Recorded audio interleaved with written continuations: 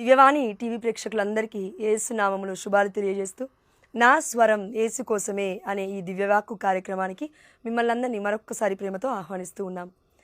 గత వారం మనం చూస్తున్నాము బాలుడు కాదమ్మా భగవంతుడు అని. అయితే ఈ వారం మనం చూస్తూ ఉన్నాము యేసు ప్రభువారు దైవత్వం కలిగిన వారు, మానవత్వం కలిగిన వారు. సంపూర్ణముగా మానవుడు, సంపూర్ణముగా దేవుడై ఉన్నాడు మన యేసు ప్రభువారు. ఇది ఎవరైనా ప్రకటించారా చరిత్రలో అంటే ఎస్, అవునండి. మొదటి సింహరాయల పోపు గారు అంటే మొదటి పోప్ లియో గారు, 45వ పోపు గారు 4వ శతాబ్దంలో ఏమని ప్రకటించారంటే యేసు ప్రభువారు సంపూర్ణముగా మానవుడు అంటే దైవ స్వభావము కలిగిన వారు, అదేవిధంగా మానవ స్వభావము కలిగిన వారు అని మన మొదటి పోప్ లియో గారు ప్రకటించున్నారు 4వ శతాబ్దంలో. డివైన్ నేచర్, హ్యూమన్ నేచర్ అని అంటాం ఇంగ్లీష్లో. మరి యేసు ప్రభువారు మొదటి భాగంలో మనం చూస్తున్నాము దేవుడై ఉన్నాడు పసిబలుడని చూస్తున్నాం. ఇప్పుడు మనం ఏం చూస్తున్నామంటే దేవుడు మానవుడు రెండు ఎలా చూడొచ్చో మనం ఈ యొక్క వాక్య ధ్యానాంశంలో చూద్దాం. కాబట్టి ఈరోజు ఈ యొక్క వాక్య ధ్యానాంశం యొక్క లైన్ వచ్చేసి దైవత్వం మానవత్వం, దైవ స్వభావం మానవ స్వభావము యేసు ప్రభుల వారిలో పరిపూర్ణముగా సంపూర్ణముగా నెరవేరాయి. దీనికి ఆధారాలు ఫిలిప్పీలకు రాసిన లేఖ 2వ అధ్యాయము 6వ వచనము మనం లాస్ట్ వీడియోలో ధ్యానించుకున్నాం, అవునా? ఎస్, మళ్ళొకసారి చదువుదాం. ఆయన ఎల్లప్పుడూ దైవ స్వభావమును కలిగి ఉన్నను. మొట్టమొదటిది చూసామా, దైవ స్వభావము కలిగి ఉన్నాడు యేసు ప్రభువారు. దేవునితో తన సమానత్వమును గణింపలేదు. ఇది గ్రహింపవలసిన విషయం, మనం అందరం గుర్తుపెట్టుకోవాల్సిన అంశం. ఇది చాలా ముఖ్యమైనది. 7వ వచనము, ఆయన తన్ను తాను రిక్తిని చేసుకొని సేవక రూపమును తాల్చి మానవ మాతృడిగా జన్మించిన. చూడండి, మొట్టమొదటిగా దైవ స్వభావము కలిగి ఉన్నను అని చూసాము. 7వ వచనంలో మనం చూస్తున్నాము సేవక రూపమును దాల్చి మానవ మాతృడుగా జన్మించను. దైవ స్వభావం నెరవేరుతుంది, ఇటు మానవ స్వభావం కూడా సంపూర్ణముగా నెరవేరింది. ఎక్కడ నెరవేరింది మానవ స్వభావము? అవును, దేవుడు అంటే మనం చూసినాం. ఎక్కడ చూసాము అంటే మనకి యోహాను సువార్త 1వ అధ్యాయం 1వ వచనంలో ఆదిలో వాక్కు ఉండెను, ఆ వాక్కు దేవునితో ఉండెను, ఆ వాక్కు దేవుడయ్యెను. అదేవిధంగా 3వ వచనంలో ఆయన లేకుండా సృష్టిలో ఏది చేయబడలేదు. అంటే దేవుడు లేకుండా సృష్టి చేయబడదు. అంటే దేవుడు ఎవరై ఉన్నారు? యేసు ప్రభువారు అయి ఉన్నారు. అందుకే తండ్రి కుమార పరిశుద్ధాత్మ ముగ్గురు ఒక్కరే అని కథోలిక పరమ రహస్యాన్ని మనము విశ్వసిస్తూ ఉన్నాము. అదేవిధంగా యోహాను సువార్త 1వ అధ్యాయం 14వ వచనం, ఆ వాక్కు అనగా ఎవరు? యేసు ప్రభువారు. యేసు ప్రభువారు అనగా ఎవరు? దేవుడు. వాక్యము ద్వారానే సమస్తము సృష్టింపబడింది, అవునా? ఎస్. ఇప్పుడు ఆ దేవాతి దేవుడి యొక్క వాక్కు ఎలా ఉందంటే మానవుడై మన మధ్య నివసించెను. వాక్యం అనగా దేవుడు, ఆ వాక్కు ఇప్పుడు మానవుడై మన మధ్యలో నివసించింది. అంటే మానవుడు దేవుడు, సంపూర్ణమైన దేవుడు సంపూర్ణమైన మానవుడిగా ఈ లోకానికి వచ్చాడు. అందుకే యోహాను సువార్త 1వ అధ్యాయం 18వ వచనం చూడండి, చాలా క్లియర్గా మనం చదవగలగాలి. ఇక్కడ ఎవరును ఎప్పుడునూ దేవుణ్ణి చూడలేదు. ఇక్కడికి ఆగిపోలేదండి, ఇంకా ఉంది వాక్యం. ఎవరును ఎప్పుడునూ దేవుణ్ణి చూడలేదు. పాత నిబంధనలో దేవుణ్ణి ఎవరైనా చూసారా? డైరెక్ట్గా దేవుని చూస్తే అసలు బ్రతకడానికి కూడా ఛాన్సే లేదు. అందుకే మోషే గారికి యావే ప్రభు తన యొక్క వీపు భాగాన్ని అంటే అగ్నిని చూపించి ఉన్నాడు, దేవుడి స్వరూపాన్ని చూపించలేదు. అయితే 18వ వచనం మనం చూస్తున్నాం, ఎవరును ఎప్పుడునూ దేవుని చూడలేదు, తండ్రి వక్షస్థలమున ఉన్న జనితైక కుమారుడైన. ఇక్కడ వరకు ఆగుదాం. చూడండి, యావే ప్రభు మనందరికీ తెలుసు. యావే ప్రభు పక్కన ఎవరుంటారు? కుడి పార్శ్వమున తండ్రి వక్షస్థలమున ఉన్న జనితైక కుమారుడు అనగా యేసు ప్రభువారు. ఇక్కడ మళ్ళీ కంటిన్యూషన్ చూడండి, తండ్రి వక్షస్థలమున ఉన్న జనితైక కుమారుడైన దేవుడే ఆయనను తెలియపరచెను. కుమారుడైన దేవుడే. కుమారుడు ఎవరంట? దేవుడు. కుమారుడైన దేవుడే అనగా మన యేసు ప్రభువారి గురించి వాక్యం సెలవిస్తూ ఉంది. అందుకే మనం యోహాను సువార్త 10:30లో మనం చూస్తున్నామండి, నేను నా తండ్రి ఏకమై ఉన్నాము. ఐక్యమై ఉన్నాం అనలేదండి దేవుడు, ఏకం అన్నాడు. ఏకం అంటే ఏంటి? Single, one. ఏకం అనగా ఒక్కటే, ఏకమై ఉన్నాము. మరి ఆత్మ గురించి అంటే ఎలా అండి? మరి తండ్రి గురించి చెప్పారు, యేసుప్రభుల వారి గురించి మాట్లాడుతున్నారు. మరి పరిశుద్ధాత్మ దేవుడు ఎలా వెళ్తాడు? మరి ఎలా చెప్పాలి అని అంటే ఒకటే అండి. ఒకటి ఆలోచించండి. మత్తయి సువార్త 16వ అధ్యాయం మనం చూస్తున్నాము. పేతురు ముందుకొచ్చి అంటూ ఉన్నాడు, అయ్యా నీవు క్రీస్తు ప్రభువు, దేవుడి యొక్క కుమారుడు అనగానే యేసుప్రభుల వారు అంటున్న మాట, యోనా పుత్రుడవగు సీమోను, నీకు విషయాన్ని తెలియజేసింది పరలోకమందున నా తండ్రియే కానీ రక్త మాంసములు కాదు. రక్త మాంసములు కాదు అని దేవుడు అంటూ ఉన్నాడంటే ఆత్మయున్నాడు యావే ప్రభువు. అందుకే ఆ ప్రభువుకి రూపాన్ని ఇచ్చిన సందర్భం మనం ఎక్కడ చూస్తున్నాము అని అంటే కనుక లూకా సువార్త 1వ అధ్యాయము 35వ వచనం నుంచి చూడండి. ఇక్కడ స్వయాన దేవదూత వచ్చి చెప్తుంది. దేవదూత ఎవరు పంపించారండి? దేవుడు. నువ్వు నేను పంపిస్తామా? లేదుగా, దేవుడు పంపించాలి ఈ లోకానికి. అవునా? పరలోక రాజ్యం నుండి ఈ లోకానికి దేవదూత వచ్చింది. గబ్రియేలు దేవదూత వచ్చి ఏమని చెప్తుంది? అనుగ్రహ పరిపూర్ణురాలా, నీకు శుభము, ఏలిన వారు నీతో ఉన్నారు. దేవుడు నీతో ఉన్నాడమ్మా. అయితే ఏంటి, ఎలా ఉంటాడు దేవుడు నాతో అని ఆలోచిస్తుంది మరియ తల్లి కలత చెందుతూ ఉన్న సమయంలో. ఇది ఎట్లు జరుగును, నేను పురుషుని ఎరగను కదా అన్నప్పుడు చూడండి ఈ వాక్య ధ్యానాంశం 35వ వచనము. అందుకు ఆ దూత ఇట్లనెను. ఆ దూత ఆనాడు మరియ తల్లికి చెప్పడం కాదండి, ప్రపంచానికి మొత్తము మానవాళంతటికీ ప్రకటిస్తూ ఉంది, రక్షకుడు పుట్టబోతున్నాడు. ఆ రక్షకుడు ఎవరి గర్భాన పుట్టబోతున్నాడంటే, ఎంత అద్భుతమైన రీతిలో పుట్టబోతున్నాడంటే ఇప్పటి వరకు ప్రపంచంలో ఏ కన్య కూడా ఇలా గర్భము ధరించలేదు. అయితే ఇలా గర్భము ధరిస్తుంది. ఆ స్త్రీ ఎవరో తెలుసా? కన్య మరియా, యోసేపు భార్య అని ఇక్కడ ఉంది. అలా 35వ వచనంలోకి మనం వచ్చి చూస్తే, పవిత్రాత్మ నీపై వేంచేయును, సర్వోన్నతుని శక్తి నిన్ను ఆవరించును, అందుచేత ఆ పవిత్ర శిశువు దేవుని కుమారుడు అని పిలువబడును. పుట్టక ముందే పసిబాలుని గాబ్రియేలు దూత ఏమని సంబోధిస్తుందంటే, పవిత్ర శిశువు. దేవుణ్ణి తప్ప ఎవరిని కూడా మనం పుట్టక ముందు పవిత్రుడు అని సంబోధించలేదు. పాత నిబంధనలో మీరు చూడండి, యెషయా గ్రంథం 6వ అధ్యాయం, పవిత్రుడు పవిత్రుడు పవిత్రుడు త్రికాల స్థితుడికి మహిమ కలుగునుగా కానీ దేవదూతలు ఆరాధిస్తున్నారు. ఆ దర్శనాన్ని పరలోక రాజ్యంలో చూస్తూ ఉన్నాడు మన యెషయా గారు. అదేవిధంగా దర్శన గ్రంథంలో కూడా చూడండి, పరలోక రాజ్యంలో దేవదూతలు దేవుని స్తుతిస్తూ ఉన్నారు. ఏమని అంటే, పవిత్రుడు పవిత్రుడు పవిత్రుడు త్రికాల స్థితుడు, మహిమ కలుగునుగాక, సదా ఆరాధన కలుగునుగాక, హల్లెలూయా, రక్షణ దేవునికే అని స్తుతులు పాడుతున్నారు. అంటే ఏంటండి ఇదంతా కూడా? అందుకే దేవుడు మనకు చెప్తున్నాడు, పవిత్రాత్మ నీపై వేంచని. పుట్టింది పసిబాలుడు, పసికందు, శిశువు ఎవరో కాదండి, పవిత్ర శిశువు, దేవుని కుమారుడు అని పిలువబడును. అయితే ఇప్పుడు ఆ దేవుడే మనకు చెప్తూ ఉన్నాడు, పుట్టింది ఎవరో కాదమ్మా, ముల్లోకాలకి అధిపతి. అందుకే తోమాతో దేవుడు అంటూ ఉన్నాడు, నా ప్రభు నా దేవా అని. తోమా ఎందుకు పిలిచాడు దేవుణ్ణి అంటే, పక్కన వేలు పెట్టగానే ఏదో అద్భుతాన్ని చూశాడు తోమా. అదేంటి? మనుష్య రూపుడు కాదు, మానవ రూపుడు కాదు, దేవుడే అనే సత్యాన్ని గ్రహించాడు తోమా. అందుకే తోమా మనలాగా ఖాళీగా కూర్చోలేదండి. తోమా ఈ యొక్క ఇండియాకు వచ్చి ప్రకటించాడు. ఎవరి గురించి? యేసు ప్రభువారు దేవుడు అని ప్రకటించారు. మరి ఈ రోజున నువ్వు నేను కూడా క్రిస్మస్, ఈ యొక్క క్రీస్తు ఆరాధన, ఈ యొక్క పరిశుద్ధమైన బాలయేసు పుట్టుక మహోత్సవాన్ని మనం ప్రకటిస్తున్నామా? లేదంటే మన ఇంటి మట్టుకే మనం బట్టలు కొనుక్కొని, డ్రెస్సులు కొనుక్కొని, తిన్నుకుంటూ తాగుకుంటూ తందనాలు అనుకుంటూ ఇదే జీవితం అనుకుంటున్నామా? లేదంటే పక్క వాళ్ళకు కూడా ఒక పట్టెడు అన్నం పెట్టాలనే ఆలోచన మనకుందా? ఇది క్రీస్తుని ఆరాధించడం అంటే, ఇది క్రీస్తు ప్రేమను మనం ప్రకటించడం అంటే. ఎందుకంటే మానవుడైన యేసు ప్రభువారు ఈ లోకంలో ఏం చేశారు?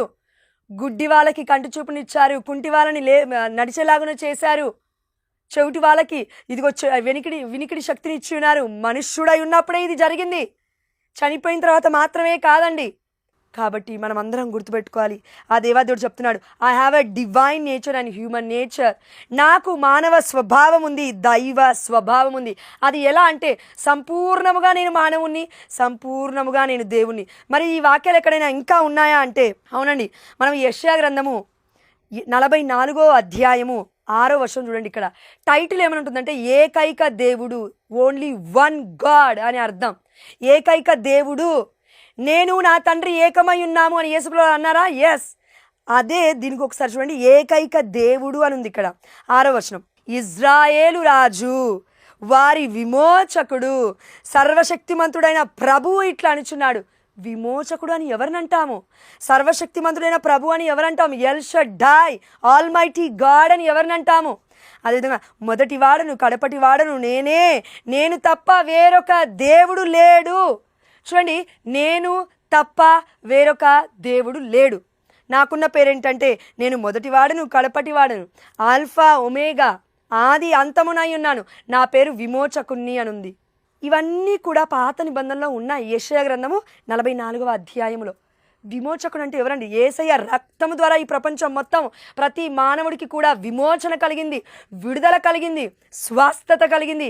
ఇదే యెషయా గ్రంథం 53:5లో మనం చూసినాం. యేసయ్య దెబ్బల ద్వారా, తన గాయముల ద్వారా మనకి స్వస్థత, విడుదల జరిగిందని. యేసయ్య ఉన్నాడు, దేవుడై ఉన్నాడు పాత నిబంధన నుండి కూడా. మరి ఈ వాక్యాలు కొత్త నిబంధనలో ఎక్కడైనా నెరవేరాయా అని చూస్తే మనం దర్శన గ్రంథానికి రావాలండి. యోహాను గారు ఆ దేవాతి దేవుడు యొక్క పరలోక రాజ్యంలో చూసే భాగ్యాన్ని పొందుకున్నాడు. ఇక్కడ దర్శన గ్రంథం 22వ అధ్యాయము 13వ వచనం చూడండి. యెషయా గ్రంథం ఎక్కడుంది? ప్రవక్తల గ్రంథాలలో పాత నిబంధనలో ఉంది. దర్శన గ్రంథం ఎక్కడ ఉంటుందండి? కొత్త నిబంధనలో చివరి పుస్తకమై ఉంది. అవునా? ఎస్. ఇక్కడ మనం చూస్తున్నాము దర్శన గ్రంథం 22వ అధ్యాయం 13వ వచనం. నేనే ఆల్ఫా, నేనే ఒమేగా, నేనే మొదటి వాడను, నేనే కడపటి వాడను, నేనే ఆదిను అంతమునై ఉన్నాను. ఆమేన్, హల్లెలూయా. యెషయా గ్రంథం 44:6-7 వచనాలు ఏమని చెప్తూ ఉన్నాయి? నేను తప్ప వేరొక దేవుడు లేడు, నేనే. ఇక్కడ కూడా నేనే ఆల్ఫా, నేనే ఒమేగా. అక్కడ యావే ప్రభు మాట్లాడుతున్నాడు అనుకుందాం, ఇక్కడ యేసు ప్రభు వారు మాట్లాడుతున్నారు. నేను తప్ప వేరొక దేవుడు లేడు అని అంటే ఒక్క దేవుడే మాట్లాడుతున్నాడు మనతో. ముగ్గురు దేవుళ్ళు ఉండరు. ముగ్గురు దేవుళ్ళు ఉన్నారనుకోండి, మనకి రక్షణ ఎవరి ద్వారా వచ్చిందో అర్థం కాదు. అందుకే ఇది పరమరహస్యం. ఒకటి ఆలోచించండి, మనము ఎదుటిన్న వ్యక్తినిలే మనం అర్థం చేసుకోలేమండి. వారిలో ఉన్న స్వభావం మనకు ఒకసారి అర్థం కాదు. అరే 5 నిమిషాల్లో మారిపోతాడేంటి ఈ వ్యక్తి? ఒకసారి మంచిగా మాట్లాడతాడు, ఇంకొకసారి ఏదోలాగా మాట్లాడతాడు. అంటే హోలీ స్పిరిట్ ఉంటే, పరిశుద్ధాత్మ దేవుడు ఉంటే పరిశుద్ధమైన మాటలు మాట్లాడతారు. ఈవిల్ స్పిరిట్, అపవాది ఉంటే ఎలా మాట్లాడతారు? సాతాను సంతానం అయితే పిచ్చి పిచ్చిగా మాట్లాడతారు, పిచ్చి పట్టినట్టుగా. అందుకే ఆ దేవాదేవుడు మనకు అర్థం కావడానికి ఈ హోలీ స్పిరిట్, ఈవిల్ స్పిరిట్ని కూడా మనకు చూపిస్తూ ఉన్నాడు. ఆహా, ఒక్క వ్యక్తిలో ఇన్ని స్వభావాలు ఉంటాయా? అయితే దేవులో 2 స్వభావాలు ఉన్నాయి. అదేంటంటే 1 మానవ స్వభావం, 2 దైవ స్వభావం. వేరే స్వభావం లేదమ్మా. మనకి మాత్రం దైవ స్వభావం ఉందో లేదో మనకు తెలియదు, కానీ సాతాను స్వభావం ఉంటుంది, మానవ స్వభావం ఉంటుంది, ఇష్టం వచ్చినట్లుగా మాట్లాడే స్వభావం ఉంటుంది. మనకి ఈవెన్ యానిమల్స్కున్న స్వభావం కూడా ఉందండి. అంటే ఒక వ్యక్తి ఆ అవసరంలో ఉన్నప్పుడు ఆదుకోకుండా మనం వెళ్ళిపోతాం చూడండి, మనకి పట్టనట్టు. అది ఏంటి? మృగ స్వభావము. దేవాతి దేవుల్లో ఉన్న స్వభావాలు 2. ఇది మానవ ఆలోచనకి అతీతమైనది. కుక్క గురించి అర్థం కావట్లేదు, మనిషి గురించి అర్థం కావట్లేదు, ఒక పావురం గురించి మనకు అర్థం కావట్లేదు, ఈ లోకంలో ఉన్న కొన్ని వస్తువుల గురించే మనకు అర్థం కావట్లేదు, లేదంటే ఆర్టిఫిషియల్ ఇంటెలిజెన్స్ అంట, మానవులు కనిపెడుతున్న వీటి గురించే మనకు అర్థం కావట్లేదు. మరి దేవుడు కనిపెట్టిన మానవుడి గురించి మనకు అర్థం కావట్లేదు. దేవుడి గురించి మనకి ఎలా అర్థమవుతుంది? మనిషి గురించే నీకు నాకు అర్థం కావట్లేదు, తోటి మనిషి గురించి ఎలా ఉంటాడో. మరి ఈ మానవుని చేసిన దేవుని ఎలా అర్థం చేసుకునేది? అందుకే ఏకైక దేవుడు అనగానే మనకి ఎందుకు విశ్వసించలేకపోతున్నంటే మనకి బుద్ధికి, మన జ్ఞానానికి అందని జ్ఞానం ఇది. అందుకే ఎప్పుడు కూడా అండి మన ఆలోచనలు ఆ దేవాదేవుడికి మహిమకార్థకరంగా ఉండాలే కానీ ప్రశ్నించే విధంగా ఉండొద్దు. దేవుడుంటే ఇలా ఎందుకైంది, దేవుడుంటే అలా ఎందుకైంది? అమ్మా, దేవుడే ఈ లోకానికి మానవుడై నీ కొరకు నా కొరకు రక్షకుడై పుట్టాడు. ఆ తల్లి మరియ గర్భాన పుట్టి ఉన్నాడు. మనందరికీ విమోచన ఇవ్వడానికి, విడుదల ఇవ్వడానికి, స్వస్థతను ఇవ్వడానికి, రక్షణ ఇవ్వడానికి, మనందరినీ కూడా పాపము నుండి, బానిసత్వము నుండి కాచి కాపాడి స్వతంత్రులుగా ఈ ప్రపంచాన్ని ఏలడానికి మానవుణ్ణి దేవుడు అధికారిగా నియమించి ఉన్నాడు. అంతేకాదు నేనే అధికారుణ్ణి అని దేవుడు చెప్పలేదండి. తన ప్రియమైన బిడ్డలుగా మనల్ని దేవుడు తన యొక్క స్వారూప్యములో చేసుకొని ఉన్నాడు.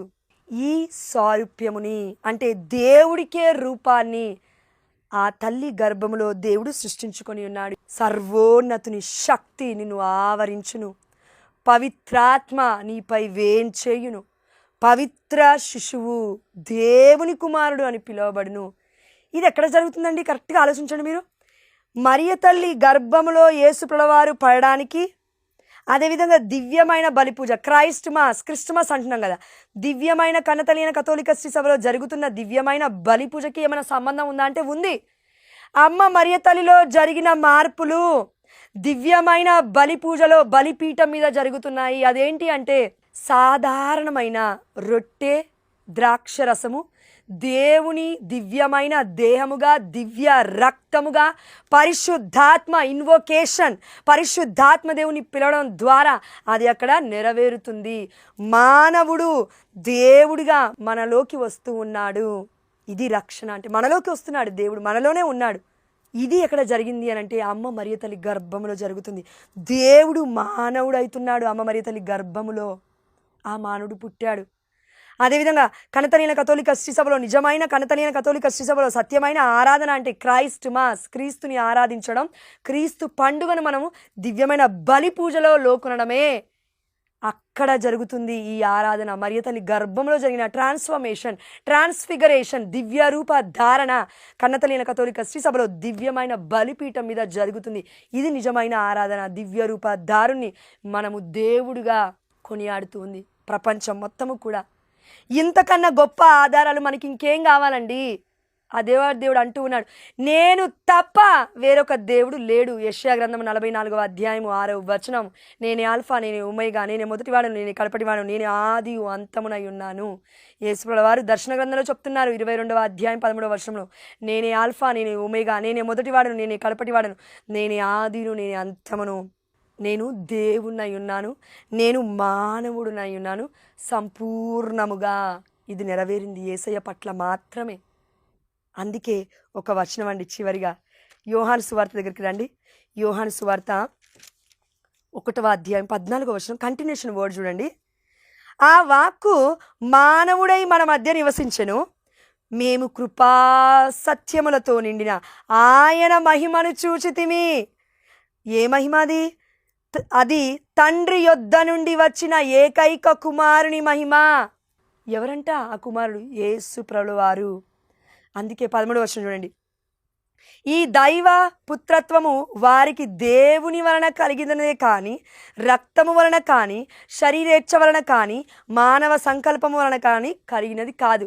మనందరం కూడా యావే ప్రభుకి బిడ్డలం అయిపోయాము, ఇప్పుడు పుత్రులం అయిపోయాము. కీర్తన గ్రంథం 2:7 పలుకుతుంది, నేడు నేను నిన్ను కనియుంటిని, నీవు నా కుమార్తెవు, నీవు నా కుమారుడవు అని దేవుడు ఎందుకన్నాడండి? అక్కడ యేసుప్రభుని సంబోధించి అంటూ ఉన్నారు. ఇప్పుడు మనలందరినీ ఆ యొక్క దేవుడి యొక్క దివ్యమైన ఈ యొక్క మన యేసుప్రభుల వారి యొక్క దివ్యమైన రక్త ప్రోక్షణ ద్వారా, దివ్యమైన బలి యాగము ద్వారా, క్రీస్తు బలి ద్వారా మనందరికీ కూడా దేవాతి దేవుడు తనలో పుత్రికలుగా జీవించడానికి మనల్ని ఐక్యపరుచుకుంటూ ఉన్నాడు తనలో. అందుకే మనం యోహాను సువార్తలో అనుకుంటాను 6వ అధ్యాయం దగ్గర ఇక్కడ మనం చూసినాం, 14-15 అధ్యాయాల్లో మనం చూసినాం, తండ్రి నేను నీలో ఏకమై ఉన్నట్లే వారిని మనలో ఏకం చేయయ్యా, నీవు ఈ లోకానికి నన్ను పంపినట్లే నేను వారిని పంపుతున్నాను, వారికి పరిశుద్ధాత్మను అనుగ్రహించయ్యా. చూడండి ఈ ప్రార్థనలు, అయ్యా వారిని నావలే చూసుకో అయ్యా. మనం అందరం దేవుడి యొక్క పుత్రులం అండి. కాబట్టి మనం అందరం గుర్తుపెట్టుకోవాల్సిన అంశం ఒకటే, దేవుడు యేసుప్రభుల వారిలో 2 నెరవేరాయి. దైవ స్వభావము నెరవేరింది, మానవ స్వభావము నెరవేరింది. అదేవిధంగా సంపూర్ణముగా మానవుడై ఉన్నాడు, సంపూర్ణముగా దేవుడై ఉన్నాడు అనే విషయాన్ని కూడా మనం చూసినాం. చివరిగా ఫిలిప్పీలకు రాసిన లేఖ 2వ అధ్యాయము 9-11 వర్షాలు చూడండి. అందువలననే దేవుడు ఆయనను, ఎందుకు అందువలనే అంటే యేసుప్రభుల వారు మరణించారు మన కోసం, అవునా, రక్తాన్ని చిందించున్నారు. అందువలననే దేవుడు ఆయనను అత్యున్నత స్థానమునకు లేవనెత్తి అన్ని నామముల కంటే ఘనమగు నామమును ఆయనకు ప్రసాదించును. ఏ నామము? యేసు నామము.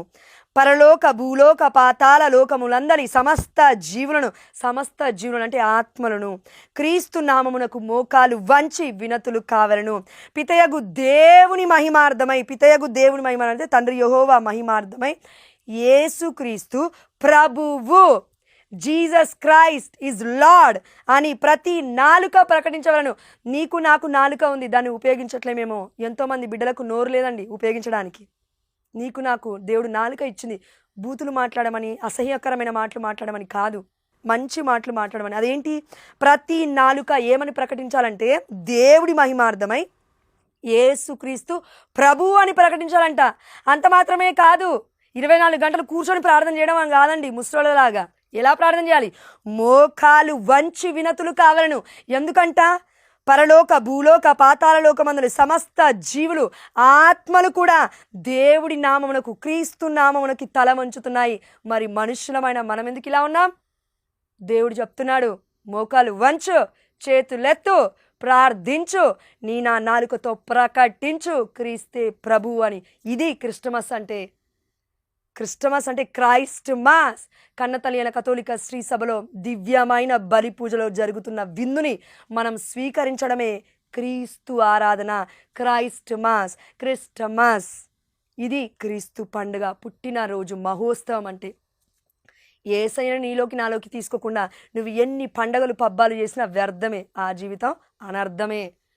దేవుడు మనందరికీ ఒక అర్థమైన జీవితాన్ని ఇవ్వాలంటే పరిశుద్ధాత్మ దేవుడు మనలో ఉన్నాడు. క్రీస్తు ప్రభువుని మనం ప్రకటించాలి. ప్రతి నాలుక ఇదిగో దేవుని ప్రకటించాలి. ప్రతి మోకాలు కూడా వంచాలి. అధికారుల దగ్గరికి వెళ్ళినప్పుడు అడుక్కోవడం కాదండి, మనందరికీ కూడా అధికారి మన తండ్రి యేసయ్య మాత్రమే. ఈ విషయాన్ని మనం గుర్తుపెట్టుకొని చిన్ని ప్రార్థన ద్వారా మనం ముగించుకుందాం. పరిశుద్ధుడా, ప్రేమగలిగిన తండ్రి, అయ్యా, ఈ యొక్క వాక్య పరిచర్య ద్వారా మీరు మా కన్నులను, ఆధ్యాత్మికమైన కన్నులను తెరిచినందులకు, మా యొక్క కుంటుబడ్డ ఆధ్యాత్మికమైన జీవితాన్ని అయ్యా మరలా ఇంకొకసారి పునర్జీవాన్ని ఇచ్చినందులకు మీకు వేలాది వందనాలు చెల్లిస్తున్నాయినా. నువ్వు పుట్టిన పసిబాలుడవే అయినప్పటికీ ముల్లోకాలను ఏలుతున్న అధిపతివై ఉన్నావు అని, రాజుల రాజు అని, ప్రభువుల ప్రభువు అని ఫిలిప్పీయులకు రాసిన లేఖ 2వ అధ్యాయం 11వ వచనంలో ఏకైక దేవుడైన మా తండ్రి యెహోవా ప్రభు నీకిచ్చిన అధికారానికి మేమందరం నీకు తల వంచాలి. అదేంటంటే క్రీస్తు నామమునకు మేమందరము వినతులు కావాలని అని నీ యొక్క వాక్యము సెలవిస్తుండగానైనా మా ప్రతి నాలుక ప్రకటించే విధంగా పరిశుద్ధాత్మ అభిషేకముతో మా నోరు నింపబడినగా తండ్రి, మా నాలుక కదిలించబడినగా కనైనా, అగ్ని చేతన తండ్రి మా నాలుక కాల్చబడినగా కన తండ్రి. అయ్యా, మా పాప జీవితాన్ని నువ్వు ఈ రోజున ఈ వాక్య పరిచర్య ద్వారా కడిగేసి శుద్ధీకరించినందుకు నీకు వేలాది వందనాలు చెల్లిస్తూ, అయ్యా మా యొక్క మోకాలు, ప్రతి మోకాలు నిన్ను ఆరాధించి స్తుతించే మహిమను, నిన్ను స్తుతించి గణపరిచే కృపను మా అందరికీ కూడా దాయిచ్చేయమని మా నాథుడైన యేసుక్రీస్తు అతి పరిశుద్ధమైన నామములో, ఉన్నతమైన నామములో, ఘనమైన నామములో ఈ వాక్య పరిచర్య జరుగుతుండగా ఒకరికి నా తండ్రి ఆ బిడ్డకి మోకాల నొప్పి నుంచి విడుదల దయచేసిన దేవా నీకు స్తోత్రము. నా తండ్రి, నోట్లో ఉన్న గుల్లలు, గొంతు నొప్పిని దేవా బిడ్డలకి ఆ యొక్క బిడ్డలకి స్వస్థపరిచినందులకు నీకు వేలాది వందనాలు చెల్లిస్తూ, దీన్ని బట్టి కూడా నీకే సమస్త ఘనత మహిమ ప్రభావములు చెల్లిస్తూ మేము అడిగినవన్నీ పొందుకున్నామని విశ్వసిస్తున్నాము మా ప్రియ పరలోకపు తండ్రి. ఆమేన్. హల్లెలూయా. క్రీస్తు నామములో మీ అందరికీ క్రిస్మస్ శుభాకాంక్షలు. ఆమేన్. హల్లెలూయా.